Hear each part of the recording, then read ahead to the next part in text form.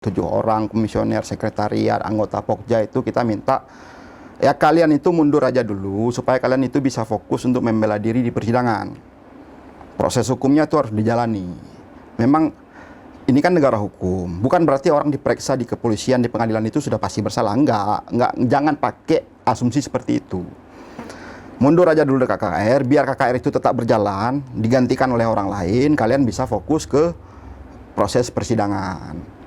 Nah, untuk polisi, Polresta Banda Aceh dalam hal ini tolong jangan dihentikan dulu kasusnya. Karena tidak ada skema restoratif justice untuk dugaan tidak pidana korupsi. Walaupun kerugian negara itu sudah distorkan oleh KKR kepada keuangan daerah Aceh, kasusnya tetap harus jalan.